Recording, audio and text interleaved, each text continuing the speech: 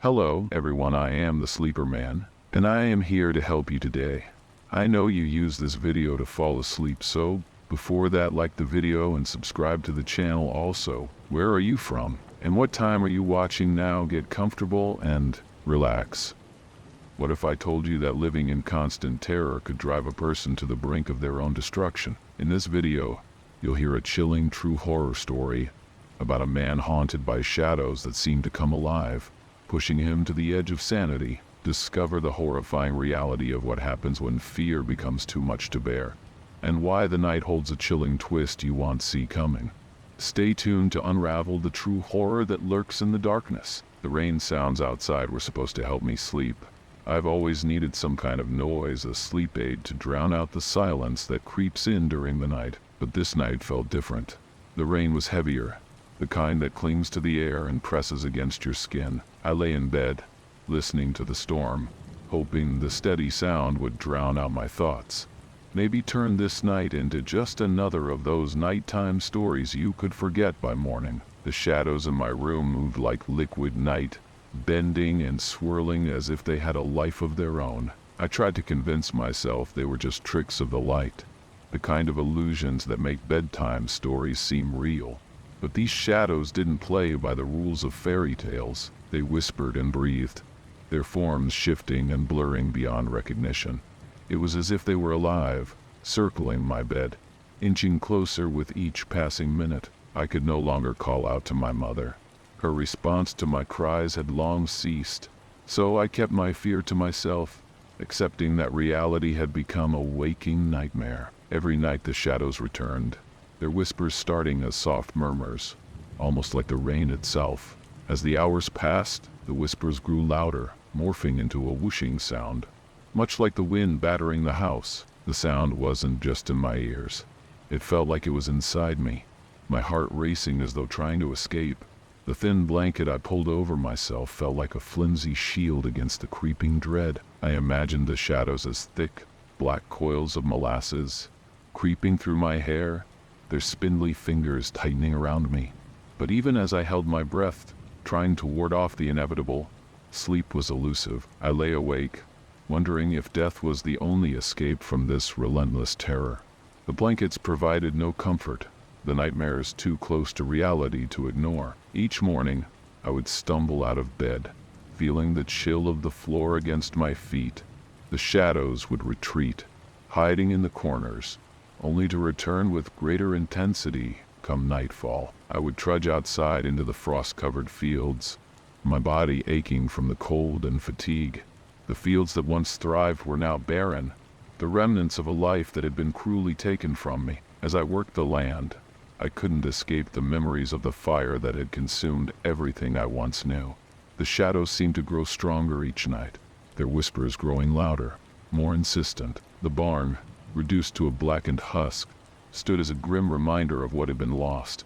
I remembered the night it burned down, vivid, haunting. I had woken to a sky lit by flames, the heat so intense it pushed me back even as I tried to reach my parents.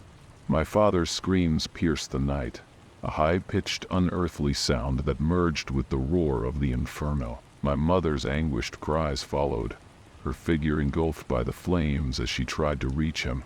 It was as though the fire had become a living entity, consuming everything in its path. The aftermath was a landscape of charred remains and ash. I had buried what was left of my family in a makeshift grave. The earth cracked and barren, just like the fields. The fire had taken them, and the shadows seemed to thrive on the grief and loss that followed. They grew stronger each night, feeding off the remnants of my sanity. With every passing day, my strength waned. The work in the fields was grueling, and the meager harvest did little to sustain me. The shadows seemed to follow me even here, their whispers growing louder as the days turned into nights. The sound of the rain, which had once been soothing, now felt like an intrusion, a constant reminder of the shadows that lurked just beyond my vision. One morning, as I worked the land, my gaze fell upon the rusted scythe hanging on the barn wall. It had been there for as long as I could remember, a silent witness to our family's struggles. Now it seemed to take on a new significance, a symbol of escape from the relentless terror of the shadows. It was a dark thought, but one that had been creeping into my mind with increasing frequency. By midday, the sun had lost its warmth, replaced by a chill that seeped into my bones. I made my way back to the farmhouse, each step heavier than the last. The sky above was a gray expanse, the wind howling through the skeletal remains of the barn, sending shivers down my spine. The shadows were more pronounced now, their presence undeniable. As night approached, the whispers started anew. They were more distinct tonight, as if the shadows were trying to communicate with me. I sat in the dimly lit room, the only light coming from the flickering flame of the old stove. The shadows gathered around me, their whispers forming patterns in the darkness. I could almost make out words, but they were always just out of reach. The sense of dread grew overwhelming. The shadows seemed to pulsate with a life of their own, expanding and contracting as if they were breathing. The sound of the wind outside blended with the whispers, creating a cacophony that filled the room. I knew what was coming. I had felt it before. The shadows would close in, and the darkness would become all-encompassing. I looked around the room one last time, my gaze falling on the rusted scythe and the old rope coiled in the corner. The thought of escape, once just a fleeting idea, now seemed like a tangible option. I was exhausted, both physically and mentally. The shadows had claimed so much of me already, and I wondered if it was time to make a final choice. As the shadows closed in, their whispers grew louder, more insistent. The wind howled outside, and the sound of the rain grew fainter. I lay in bed, the thin blanket pulled tightly around me, but it offered no comfort. The shadows loomed over me, their presence almost palpable. I could feel them, could almost see their shapes through the darkness. I reached for the scythe, the metal cold against my skin. The whispers seemed to grow quieter as I held it, as if the shadows were waiting for me to make a move. I closed my eyes, the shadows pressing in on all sides. I could hear the echoes of my family's voices, calling to me from beyond the darkness. The rain sounds faded, replaced by the eerie silence of the approaching end. I took a deep breath, my hands trembling as I gripped the scythe. The shadows had been relentless, and the darkness had grown too overwhelming. I was ready to face whatever came next, to escape the nightmare that had become my life. The final embrace of the shadows was upon me, and as I closed my eyes, I felt a strange sense of peace. The whispers faded, replaced by an all-encompassing darkness. The shadows claimed me, and for the first time in what felt like forever, I felt a sense of release. The darkness enveloped me completely, and I slept, free from the terror that had haunted me for so long. Have you ever noticed how old memories can creep back into your life? Watch as a man's quiet birthday spirals out of control when he stumbles upon something he was never meant to see. This video explores how facing the past can unlock horrors you didn't expect.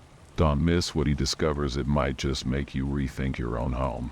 The rain had been relentless all morning, a constant drumming on my window that had already begun to fray my nerves. I hadn't planned to be awake at this hour, but the cold that seeped through my thin blanket and the relentless pounding of the rain sounds had stirred me from what little sleep I had. My birthday had started much like any other, with a sense of dread and isolation that seemed to cling to me like a second skin. It was a strange way to spend the day, but after 5 years of living alone, it had become almost a routine. I lay there in bed, the room dimly lit by the gray morning light seeping through the curtains. I was too exhausted to do anything more than stare blankly at the ceiling. The date had always been a difficult one for me. My mother had passed away on my birthday, choking on a sausage during what was supposed to be a celebratory dinner. The guilt of that day never seemed to fully leave me. I could still hear the echoes of that tragic afternoon, the laughter, the sudden choking, and the desperate cries for help. It haunted me more than I'd like to admit. Eventually, I forced myself out of bed, my bare feet recoiling from the chill of the wooden floor. I made my way to the kitchen, each step a reminder of the discomfort I was feeling, both physical and emotional.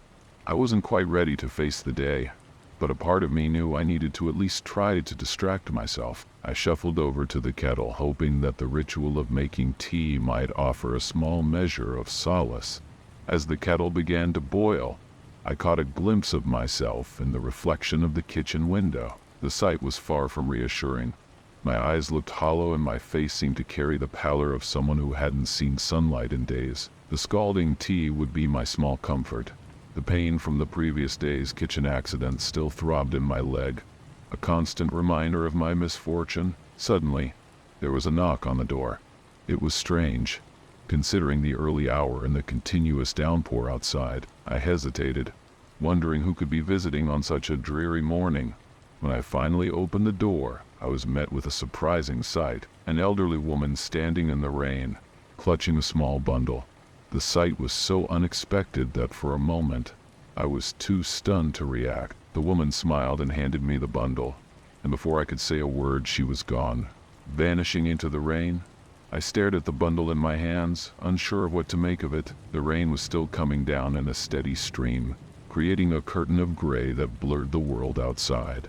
I shuffled back into the warmth of the house, feeling the weight of the small bundle shift in my arms. I unwrapped it carefully, revealing a tiny mewing kitten with a coat of soft gray fur. Its wide, innocent eyes blinked up at me, and for a moment, all my worries seemed to melt away. The kitten was a welcome distraction. I'd called about adopting one earlier, but I hadn't expected someone to drop it off at my door, especially not on a day like today. I sat down on the couch, cradling the tiny creature, its warmth a comforting contrast to the cold, rainy weather outside. It was odd, but the presence of this small living being brought a fleeting sense of normalcy. I'd always wanted a pet but never got around to adopting one, and now it seemed like fate had made the decision for me. I named the kitten Shadow, a name that seemed fitting given its dark fur and the way it curled up so closely to me. As I settled into the couch with Shadow purring contentedly on my lap, I realized how much I needed this. The little creature was a living distraction from the crushing weight of my memories and guilt. It felt like a fresh start, something to focus on besides the haunting shadows of the past. With Shadow nestled comfortably, I began to think about how to care for it. I had no experience with kittens, and the thought of managing a new responsibility while still dealing with my own issues seemed daunting. I remembered the classifieds ad and had a sudden urge to ensure Shadow had the best possible care. I rummaged through the apartment, looking for anything that might help: an old blanket, some leftover food, and anything else I could find to make the kitten feel welcome. The morning dragged on, but with Shadow around, it felt slightly less unbearable. I kept glancing at the clock, waiting for the day to turn into something more manageable. The rain continued to beat against the windows, adding to the oppressive atmosphere. Yet with Shadow's tiny paws occasionally batting at my fingers or curling up in a ball, I felt a small sense of hope. As the day wore on, I settled into a new routine with Shadow. We spent hours together, the kitten exploring every corner of my apartment while I tried to make the space as comfortable as possible for him. I had managed to find some old toys and made a makeshift bed out of a box and an old blanket. Watching Shadow scamper around and play brought a sense of calm, though the rainy weather outside continued to cast a dreary veil over everything. Despite the newfound distraction, there was an undercurrent of unease that I couldn't shake. The weather had taken a turn for the worse, and the rain was now accompanied by strong winds that howled against the windows. The sound was unsettling, amplifying the silence of the apartment and adding a layer of tension to an already somber day. I couldn't help but think of how much more peaceful the day might have been if the weather were kinder. Around midday, I decided to take Shadow out for a short walk, hoping that a change of scenery might lift both our spirits. I bundled him up in a small, cozy carrier and braved the weather, the rain pelting down harder as I made my way to a nearby park. It was a desperate attempt at normalcy, but it only seemed to heighten my anxiety. I kept glancing around, half expecting something to go wrong, though I couldn't quite pinpoint what it might be. The park was nearly deserted, the rain having chased everyone away. The only sounds were the steady patter of rain on the pavement and the occasional rustle of wind through the trees. As I walked, I couldn't shake the feeling of being followed, though I knew rationally it was just the oppressive weather playing tricks on my mind. Shadow, for his part, seemed perfectly content, oblivious to the stormy mood of his new owner. Returning home, I felt a strange shift in the atmosphere. The apartment seemed colder, the shadows darker, despite the normalcy of my surroundings. Shadow was asleep in his new bed, but I couldn't shake the feeling that something was off. I tried to convince myself it was just the stress of the day, but the unease lingered, settling in my bones like a persistent chill. The evening brought with it a sense of impending doom. The rain continued its relentless assault against the windows, and the wind had picked up, howling through the cracks of the old building. I tried to shake off the feeling of dread that seemed to follow me from room to room. Shadow was still peacefully asleep, curled up in his bed, but the tranquility of his presence did little to comfort me. I decided to make a simple dinner, hoping that the routine task would provide some distraction. As I stood in the kitchen, I glanced over at the cluttered counter and noticed something odd, a faint, almost imperceptible smell that seemed to grow stronger the longer I stood there. It wasn't the usual kitchen odors, but something faintly rancid, like old, forgotten food. I scanned the room but couldn't find the source. The unease I felt earlier had now morphed into a full-blown sense of paranoia. With Shadow still asleep, I decided to investigate further. I checked the garbage in the pantry, but everything seemed in order. I even moved the furniture, searching for any hidden source of the smell, but found nothing. As I moved through the apartment, I noticed that the shadows seemed to grow darker and more oppressive, as if the walls themselves were closing in on me. The sense of being watched was almost unbearable, though I knew it was just my imagination running wild. I returned to the kitchen, determined to finish preparing dinner. The smell had not dissipated, and as I cooked, I heard a faint scratching noise coming from the direction of Shadow's bed. It was odd. Shadow was still asleep, and there was no reason for any scratching. I approached the bed cautiously, my heart pounding in my chest, and found nothing unusual. The scratching continued, growing more insistent. With a growing sense of dread, I decided to investigate the source of the noise more thoroughly.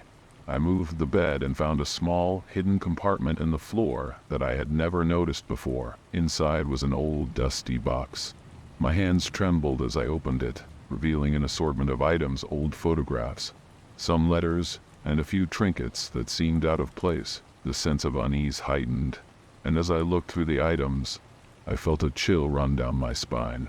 It was as if I had uncovered something that was never meant to be found. The rain continued to batter the windows, and as I sat there, surrounded by the remnants of another person's life, the feeling of being watched intensified.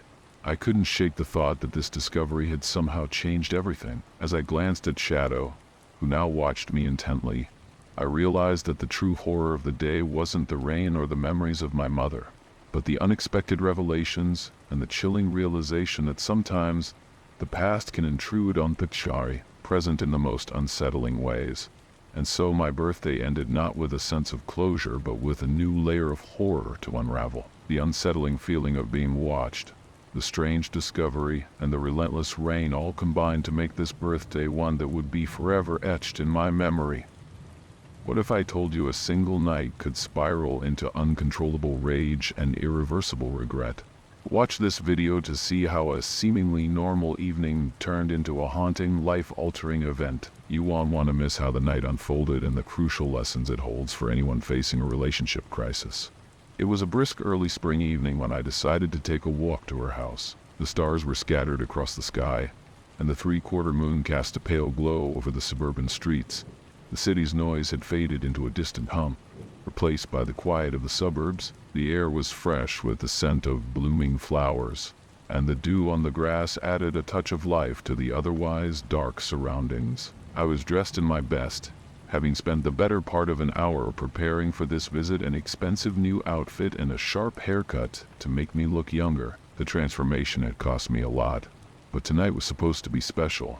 As I walked, I thought about the last time I'd seen her. A year ago, in the waiting room of the obstetrician's office, we had been given the news of our stillborn child. The memory of that day was still vivid, as was the impact it had on our lives. Lucille's joy had turned to sorrow, and our once happy relationship had been strained to the breaking point. I had moved out to give her space, and while it seemed to have helped her, my own loneliness had been growing. I thought that this evening might bring us a chance to reconnect, and perhaps rekindle some of what we had lost. The cold night air seemed to bite through my coat as I walked. I tugged the lapels tighter around me, trying to ward off the chill. With each step, I tried to focus on the positives of our situation. Lucille's mood had improved, and although our relationship was different, it felt like there was still hope.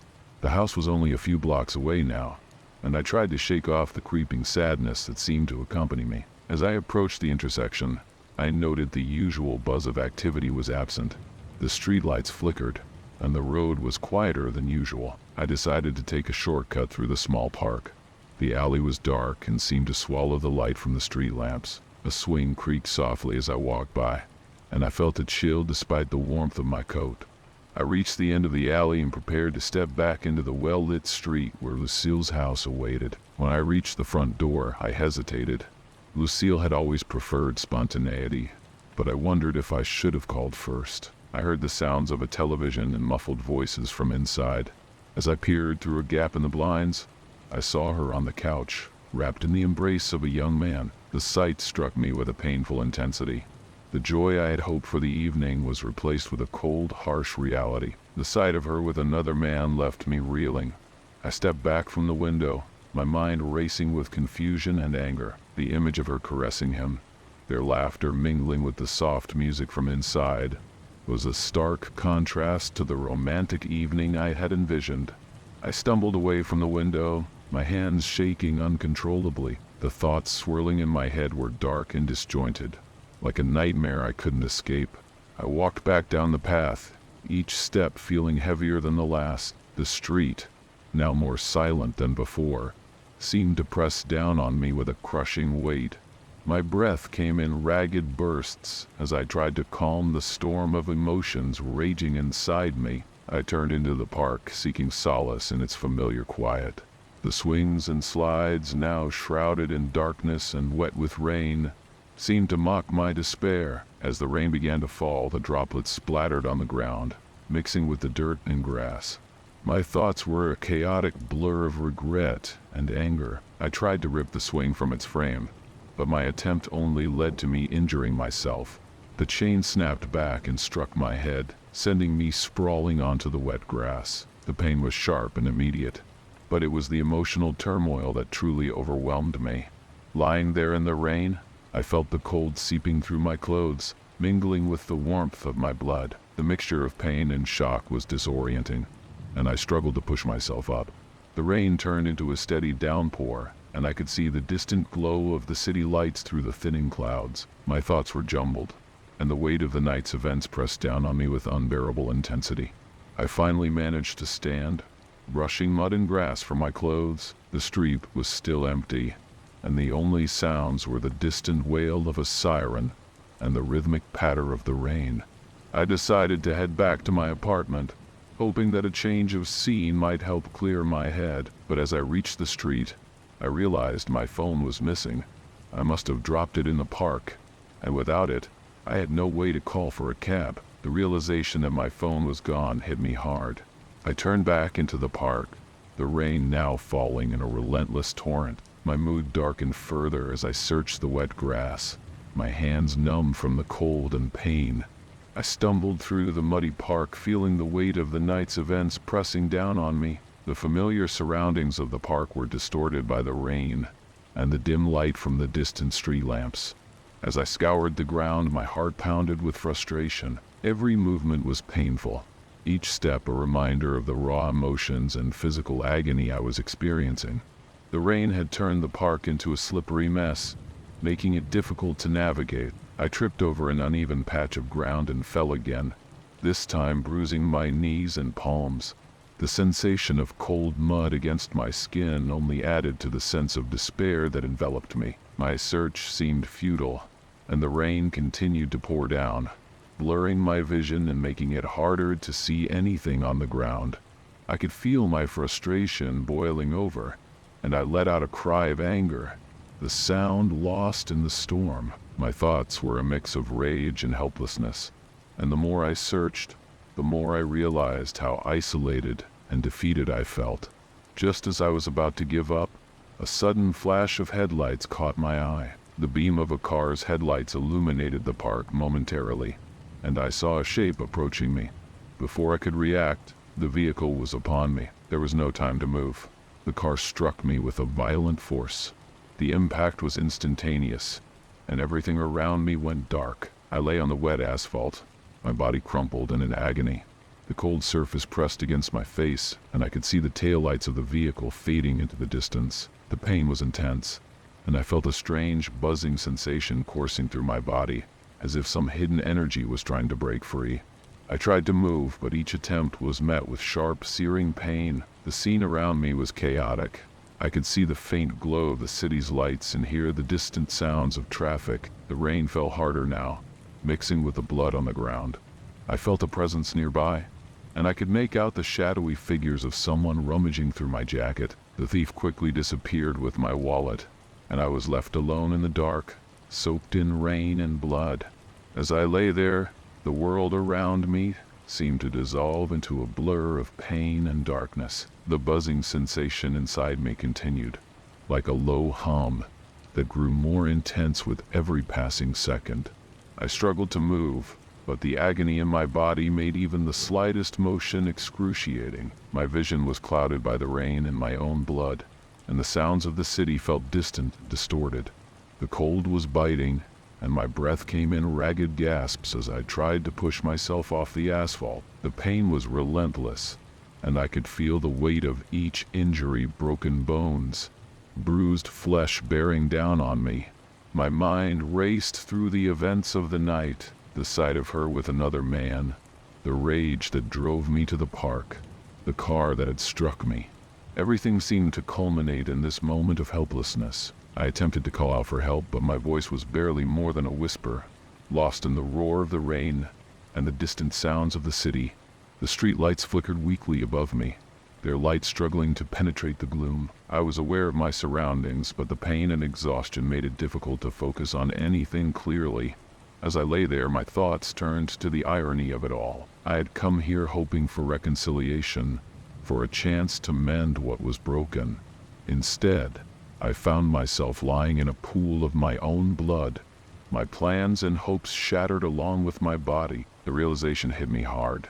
There was no going back, no fixing what had been lost. The rain continued to fall, washing over me in cold, relentless sheets. The last thing I saw before my vision faded completely was the distant, indifferent glow of the city lights. My body, battered and broken, lay still on the rain-slicked pavement. The night, once full of potential and promise, had turned into a grim tableau of despair. As the darkness enveloped me, I felt the finality of my situation, and the world slipped away into an abyss of quiet and pain. And with that, the story of that fateful night came to its bitter end. Ever wondered if your worst nightmares could be hiding a deeper, more terrifying reality? This video reveals the shocking connection between recurring dreams and real-life fears. Don't miss out. Find out what might be lurking behind those unsettling visions, and learn how to reclaim your sleep. I can still remember the exact moment when it all started. It was just another ordinary night, or at least it was supposed to be. I had settled into bed, feeling the familiar comfort of my blankets. But that night, the usual silence of my room was punctuated by a new presence. A presence that felt too real to be just a part of my dreams. My old doll, Samantha, or Sam as I called her when I was younger, had been tucked away in the attic for years. I hadn't seen her since Mom put her up there after my 10th birthday. Her absence was a distant memory until, one night, she reappeared in my dreams. At first, it was just a fleeting vision. Her ragged white nightgown, her straggly curly hair. She would sit at the end of my bed, her head cocked slightly as if she was contemplating something important. Every time, she'd whisper, "Hello," in a voice that was disturbingly calm. "Want to come play with me?" The way she said it felt like she knew something I didn't, a truth that was both unsettling and incomprehensible. I'd usually wake up abruptly, my heart racing, only to find that I was still alone in my room. But lately, the dreams had become more intense, more invasive. Just last night, I dreamed that Sam was no longer a passive observer. She moved, her tiny rubber feet making soft squeaks as she crossed the floor. In my dream, I lay paralyzed, pretending to be asleep while watching her approach. Her head twisted unnaturally as she looked at me, her eyes glowing with an eerie light. When she spoke, her voice was different, harsh, venomous. "Don't look at me, bitch. You keep your sticky beak under the blankets or you'll never wake up." The menace in her words made me shiver even though I was just dreaming. It felt so real that I couldn't shake the feeling of her presence even after I woke up. The dreams only grew worse from there. Each night, Samantha seemed to grow more aggressive, more menacing. Her whispers turned into commands, her sweet demeanor into something malevolent. The terror I felt was not just in the dreams, but carried over into my waking hours. I started dreading bedtime, afraid that the dreams would come back, that Samantha would be there waiting for me. One night, the dream was particularly horrifying. I found myself lying in bed, unable to move, as Sam's tiny, cold fingers gripped my chest. Her face was inches from mine, her porcelain eyes filled with a cold fury. "I hate your baby brother," she hissed. "He makes too much noise. I'm going to do something about it." The sheer cruelty of her words pierced me more deeply than anything I'd ever experienced. Her threats were not idle. That night, I dreamt she had actually done something terrible. Samantha had dragged me from my bed and led me, as if I were a zombie, to my baby brother's room. The moonlight cast a sickly blue glow over the room, turning everything into a nightmarish landscape.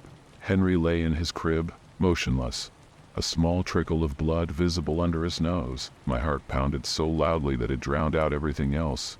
As I reached out to touch his face, only to feel the chilling coldness of death. The moment I touched him, the dream shattered. I woke up to the sound of my mother's screams, her voice breaking the eerie silence of the night.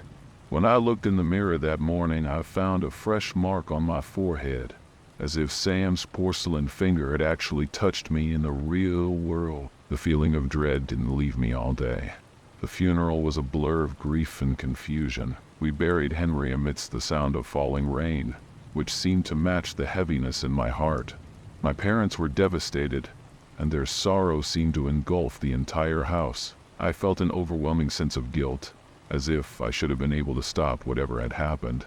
I wondered if the nightmares had anything to do with Henry's death. The nightmares had ceased after Henry's funeral, but the dread lingered.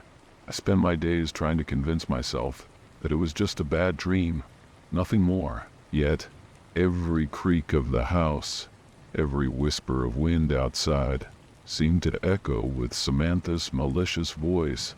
It felt like something dark and ominous was still hanging over me, waiting to pounce. One day, while my parents were out and my older sister was occupied with her own life, I decided to investigate. I had to know if Samantha was still in the attic. Maybe, I thought, if I found her and got rid of her, the nightmares would finally stop. I climbed up into the attic with a flashlight and searched every corner, every dusty box. I went through old clothes, discarded toys, and forgotten knickknacks, but Samantha was nowhere to be found. It was frustrating and confusing. Had Mom thrown her away? Or was she still hiding somewhere? The search was exhausting, and I eventually gave up, feeling defeated. I sat on the attic floor, trying to make sense of everything. The attic was filled with old family memories, photographs, toys, and other relics from a past I barely remembered.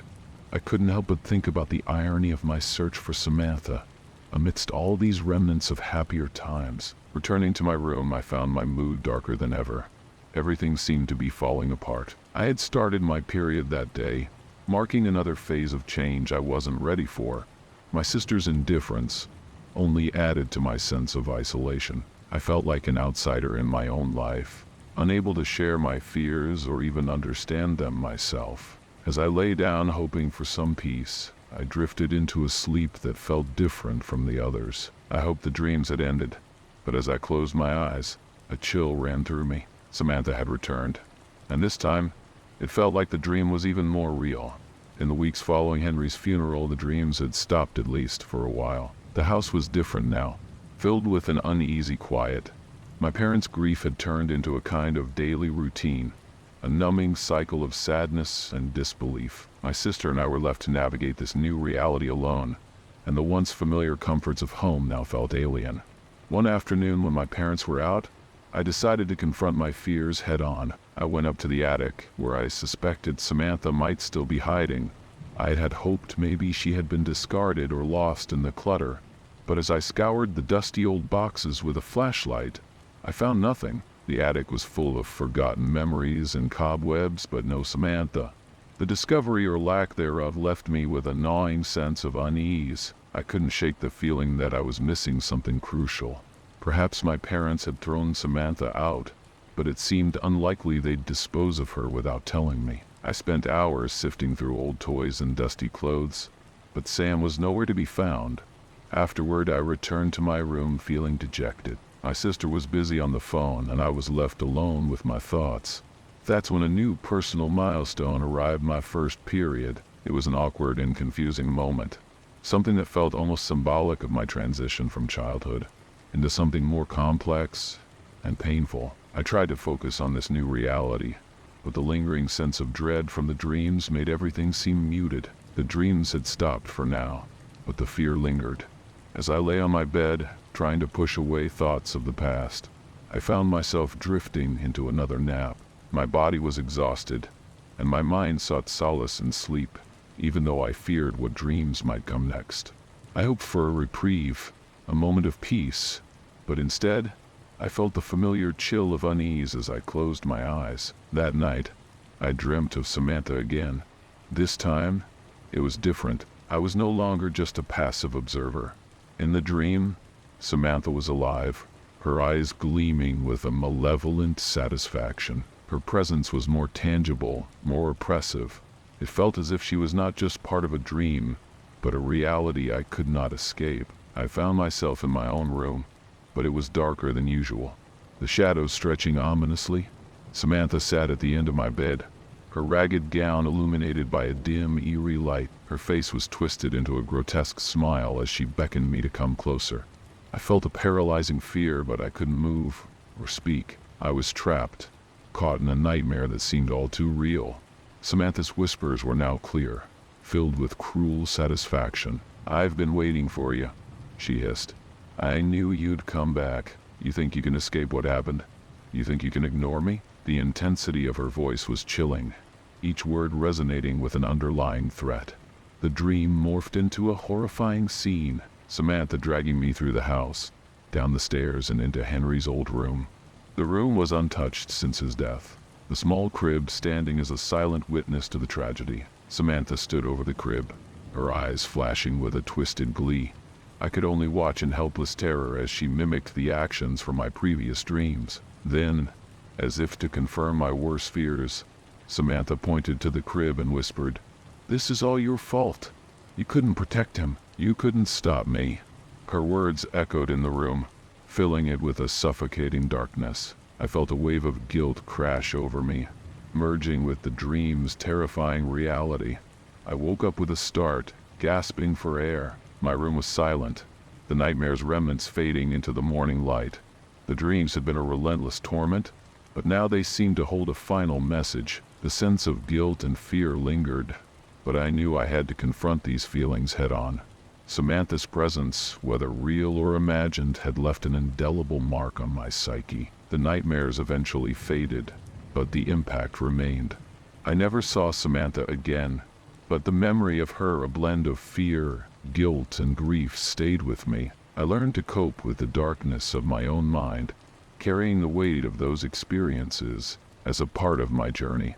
And though the dreams were over, the scar they left was a constant reminder of the horror that can live within us. What if I told you your dreams could be hiding a darker truth? In this video, we dive into a chilling story of a dream where someone literally becomes a dog. Ever wondered if your mind could trap you like that? Stick around to uncover the psychological horror that blurs the line between dreams and reality. You won't want to miss how it all unravels. The dream began in a snow-covered yard, with each flake drifting down like delicate specks of dust. I felt disoriented, as if I was a spectator trapped within my own mind. The house in front of me was a dull, beige block, unremarkable except for its cold, clinical aura. I stood there, my body feeling foreign and awkward. It was snowing heavily, the ground slick with ice, and I could feel the snow seeping through my shoes, numbing my feet. My pants were soaked, and to my dismay, I realized I had an inappropriate reaction, something that seemed out of place in this dismal scene. I saw her then, a figure on the edge of the property, her movements sharp and deliberate as she kicked up the snow in large, dramatic arcs. Her dark trench coat billowed around her like a shadowy cape, and she wore a magenta beret that stood out starkly against the white landscape. The contrast of her presence against the monochrome backdrop felt surreal. As she approached, the snow darkened to a grimy gray, almost as if it was reflecting her mood or intentions. My heart raced as she came closer, her footsteps crunching rhythmically in the snow. There was something unsettling about her approach, like the scene was shifting around us. The snow began to turn into a coarse ash, and her image flickered like a mirage. She was now closer, almost within reach. My initial discomfort faded, replaced by an inexplicable sense of longing. She reached out, her touch was warm, and I felt an overpowering desire that made my confusion more intense. Suddenly the setting shifted again. The snow turned to a vibrant, tropical scene with a bright blue sky and a shimmering ocean. I was no longer in the snow, but standing next to her on a sandy beach. She was in a royal blue bikini, her skin glistening with sweat. The transformation was jarring. The warm, inviting environment contrasted sharply with the cold and desolate landscape I had just been in. I could barely grasp the transition, but the sight of her was captivating. As I tried to interact with her, I felt a growing pressure, an urgent need that I couldn't fully comprehend. The moment was clouded with confusion, pleasure, and an overwhelming sense of fear. Her presence was intoxicating, but as I tried to connect with her, the dream began to twist into something more horrific. The beach scene was overshadowed by a new threat, and my reality began to fracture further, pushing me towards an unsettling confrontation. The beach scene was fleeting. Just as I began to acclimate to the warmth and the sight of her, the landscape shifted again, dragging me back into a realm of chaos. The ocean's gentle waves darkened, turning into a foreboding black sea that lapped at the shore with an unsettling intensity. The sky above, once a clear blue, now seethed with ominous clouds, casting a sickly green hue over everything. I felt a cold sweat break out on my skin as the change came over me, transforming the beach into a place of dread. I glanced around, my heart pounding. The beautiful woman from before was no longer beside me. In her place was an oppressive atmosphere thick with the stench of decay and blood. The beach had become an island of bones and skeletal remains, with a palm tree standing sentinel, its trunk oozing a dark, viscous liquid that mixed with the bloodied sea. I was now surrounded by a grotesque tableau of death and decay. The initial thrill had turned into sheer terror. I tried to steady myself, but the sight of my own mutilated body caused me a recoil. My legs, once strong and functional, were now marred by jagged cuts and deep gashes from the coral beneath the water. The realization that my own flesh was torn and bloodied sent waves of panic through me. I was overwhelmed by a sense of helplessness. The pulsating darkness of the ocean seemed to taunt me, while the bones around me whispered of some ancient and terrible fate. Then came the growling, loud and menacing, reverberating through the island and drowning out all other sounds. It was the kind of growl that comes from a creature far more sinister than any beast. I turned to see a massive, nightmarish figure emerging from the water. It had the head of a giant, feral beast, with black predatory eyes and enormous, bared teeth. Its body was grotesquely human-like, dripping with blood and seawater, its form a horrifying hybrid of man and monster. The creature lumbered closer, its every step causing the ground beneath me to shake. I scrambled to my feet, my legs trembling as I tried to move away from the approaching horror. The sight of the beast was almost too much to bear. It seemed to embody every nightmare I had ever had. My attempts to flee were futile. The bones scattered around made each step a struggle. The growling intensified, the sound filling my ears and making my heart race with a primal fear. The beast's approach was relentless. As it closed in, I felt an icy grip of fear clutching my insides. My efforts to escape became frantic and disjointed. I stumbled over the skeletal remains, each step sending a painful jolt through my already battered body. My breath came in ragged gasps, misting in the cold air as I tried to make sense of the horrifying scene unfolding before me. The creature, a monstrous amalgamation of human and animal, was nearly upon me. Its growls morphed into a chorus of snarls and roars, each sound more deafening than the last. I could see the raw power in its movements, the sheer size of its jaws and the raw red meat glistening on its grotesque frame. The beast's eyes locked onto me with a predatory focus, making me feel like prey in the worst possible way. I managed to claw my way up the palm tree, desperate to find some semblance of safety. The trunk was slick with the blood that had seeped from its bark, making it a precarious hold. I looked down and saw the creature's massive form coming to a halt beneath me. It stood there, growling and sniffing the air, as if trying to decide the best way to reach me. The sight of its huge gaping maw and the twisted smile on its lips was almost more than I could bear. In my frantic state, I noticed something odd about the beast. Its movements, though fearsome, seemed oddly familiar. It was as if I had seen them before, but the realization eluded me amidst the chaos. As the beast circled the base of the tree, I felt a wave of despair wash over me. I was trapped, clinging to the trunk with no clear way out. Suddenly, a burst of sharp pain shot through my side as I lost my grip. I tumbled down, landing with a thud on the cold, blood-streaked sand. The creature was upon me instantly, its breath hot and foul against my skin. I braced myself for the end, but instead of the savage bite I expected, the creature paused and let out a low, mournful howl that echoed through the night. In that moment, I was overcome by a sense of profound sorrow. The creature's mournful howl seemed to reverberate through my very soul. I lay there, the cold sand clinging to my sweat-drenched skin, trying to make sense of this surreal situation. The beast's head dipped low, and it regarded me with an expression that was almost tender. Its eyes filled with a sadness that mirrored my own confusion and despair. I could barely move, my body feeling like lead as I struggled to comprehend the beast's change in demeanor. It seemed to lose interest in its initial aggression, its massive form curling up as if in defeat. The growls subsided into soft whimpers, and the once terrifying presence seemed to shrink before my eyes. I noticed the stark contrast between its fearsome exterior and the vulnerability it now displayed.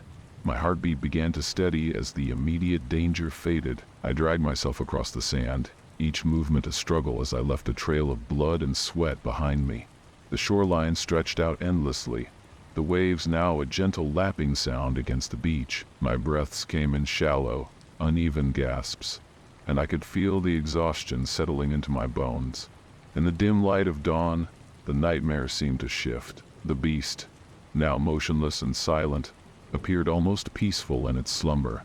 I hesitated for a moment, before cautiously approaching it, my instincts screaming at me to run, but my curiosity compelling me to stay. As I neared, I could see the once imposing creature was now nothing more than a strange, twisted vision of a beast and human, a surreal blend of terror and sadness. The sky lightened with the first hints of morning, and I felt a profound sense of relief wash over me. I closed my eyes, letting the serene silence of the new day envelop me.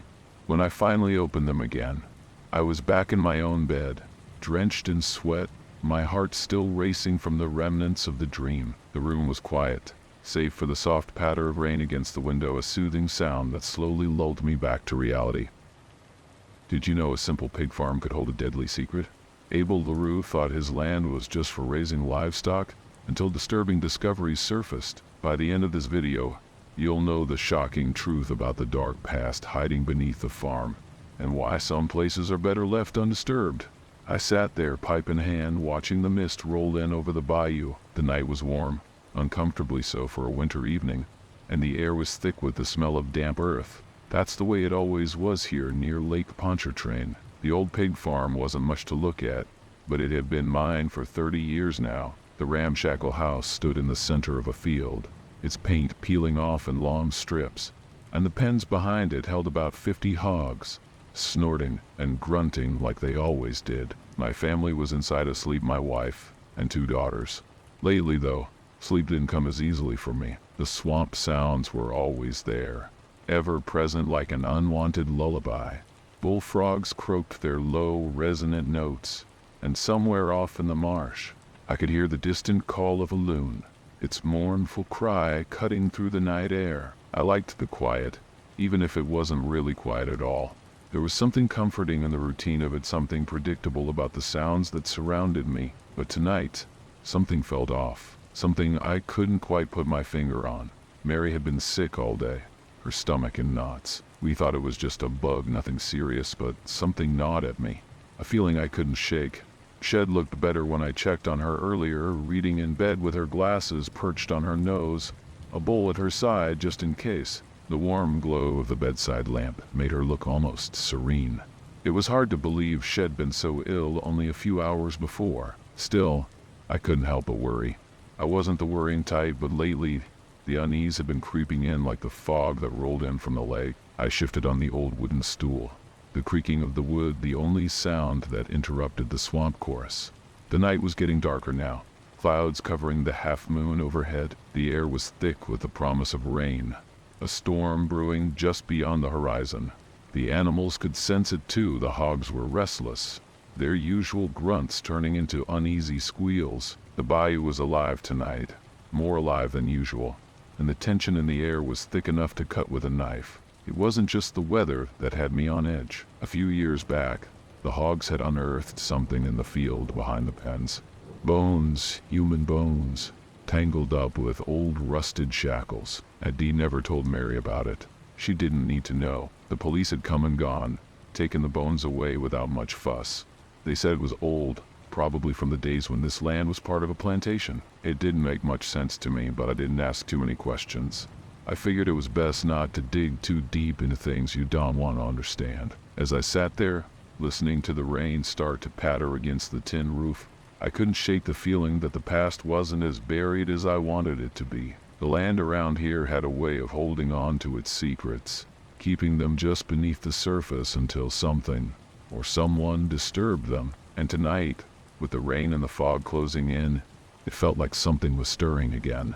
The rain came down in heavy sheets, tapping against the tin roof like 1,000 impatient fingers. I leaned back, still on the porch, letting the rain sounds become a kind of sleep aid, something that might calm the growing sense of unease inside me. It wasn't just the storm, though. Something was wrong, and I could feel it deep in my gut. The rain didn't bother the pigs much at first, but after a while, their squeals turned frantic. I stood up, the wooden floorboards creaking under my boots. I could barely see past the edge of the porch, the rain thick and blinding, but I knew I had to check on them. Something about their panic got to me. I grabbed my lantern from the hook and stepped into the rain. The cold drops hit me hard, soaking through my shirt almost immediately.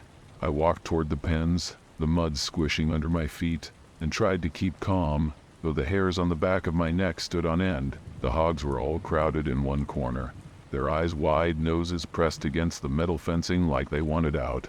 "Calm down now," I muttered, shining the lantern over the pens. That's when I saw it.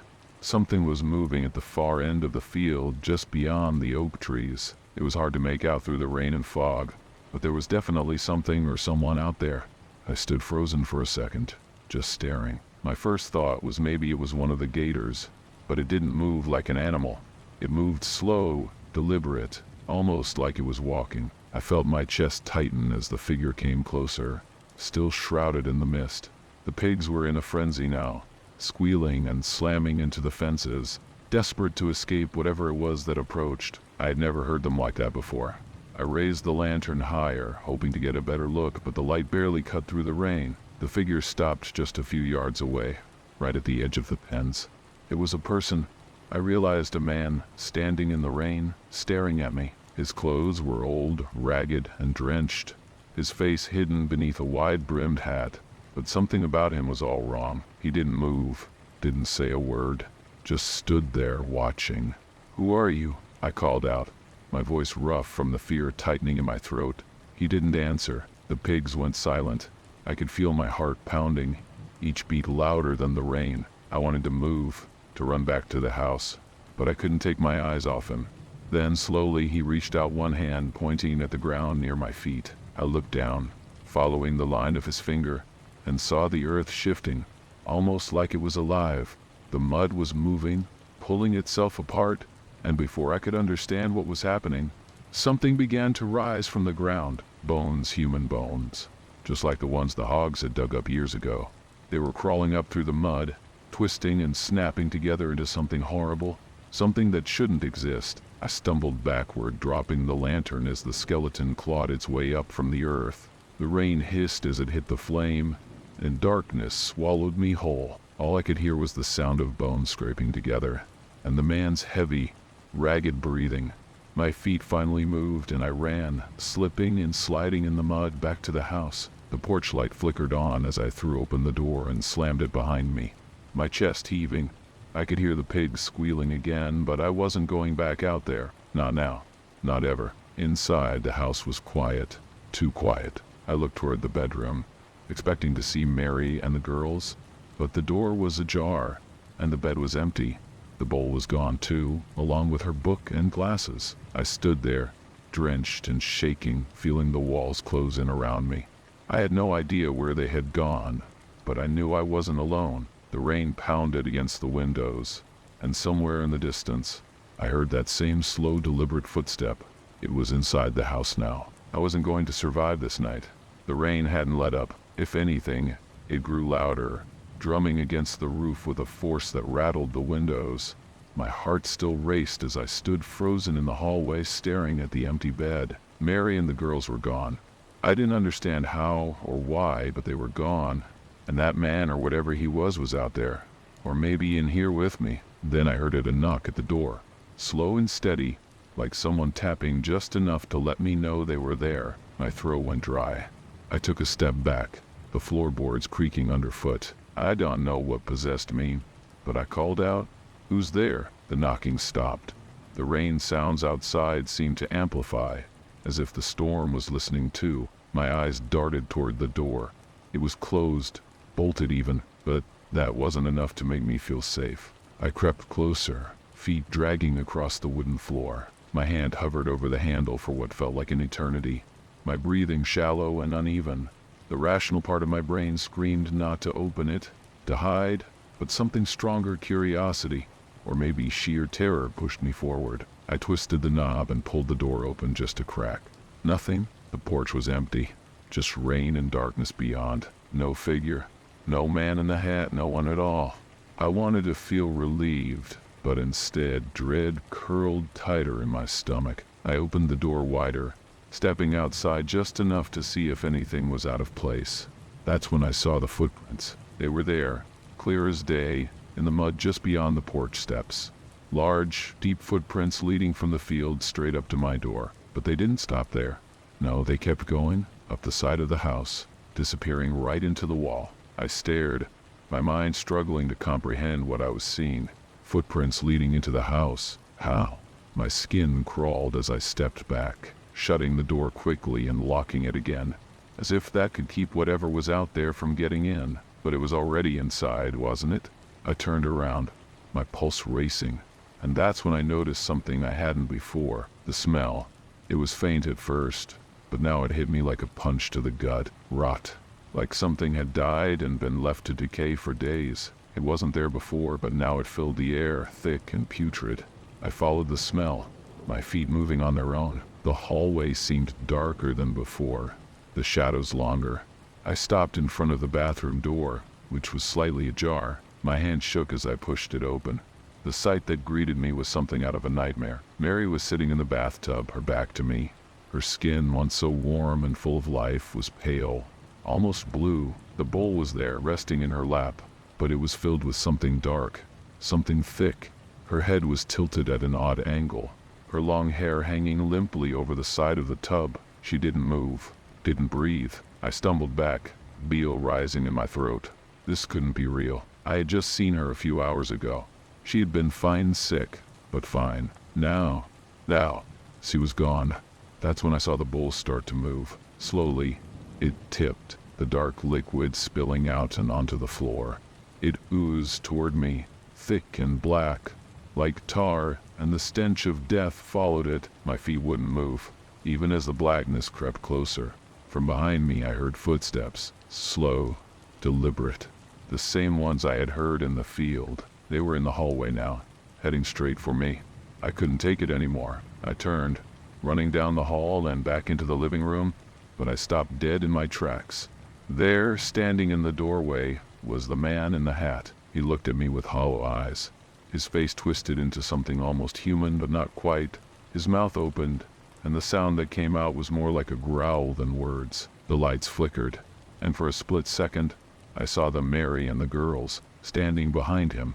But they weren't my family anymore. They were pale, lifeless, their eyes dark and empty. They stared at me, unmoving. As the man in the hat stepped forward, I backed away, my heart pounding in my ears. The rain outside grew louder, almost deafening, as the man stretched out his hand toward me. And then, everything went black. I awoke to complete darkness. The rain had stopped, leaving an eerie silence in its place. My heart pounded in my chest, and for a moment I couldn't tell if I was still alive or somewhere else entirely. Slowly, my senses came back. I was lying on the living room floor, cold and stiff. My head throbbed, and the sickening smell of rot still lingered in the air. I sat up, wincing as pain shot through my neck. The house was quiet, too quiet. My ears strained to hear any sound, any sign of life, but there was nothing. The place felt abandoned, like I was the last person on earth. I glanced around, searching for the man in the hat, or God help me, my family, but the room was empty. It didn't make sense. They had been right there, standing behind him, and then nothing. I pushed myself to my feet, every muscle aching as I stood. The living room was as it always had been, the furniture in its place, the curtains drawn. But something was off. The air felt heavier, like I was breathing in something thicker than air, something alive. I needed to check the house. I needed to know if Mary and the girls were still here, somewhere. I started with the hallway, the one that had led me to that nightmare in the bathroom. My feet felt like lead, but I forced myself to move, even though every instinct screamed to run the other way. I stopped in front of the bathroom door again. It was closed now, the faint outline of it barely visible in the dark. My hand trembled as I reached for the knob. I had to know. I had to see if Mary was still in there, if she was really gone. I twisted the knob and pushed the door open. Empty. The bathroom was empty. The tub was clean. No sign of the dark liquid. No sign of Mary. Everything looked untouched, like none of it had ever happened. But I knew what I had seen. I wasn't crazy. I wasn't crazy. I backed out of the bathroom and closed the door, my pulse quickening. What was happening? Where were they? I needed to keep moving. Needed to search the rest of the house. Maybe, just maybe, they were still here. Maybe they were alive. I headed down the hallway, checking the girls' room next. The door creaked as I pushed it open. The sight inside made my stomach drop. Their beds were made, perfectly neat, just like Mary always insisted they keep them. But the room was empty. No toys, no clothes, no drawings on the walls. Nothing. Like the girls had never existed at all. I staggered back, feeling the walls close in around me. This wasn't right. None of this was right. I turned and ran down the hall toward the front door. I needed to get out, needed to breathe air that didn't reek of death and decay.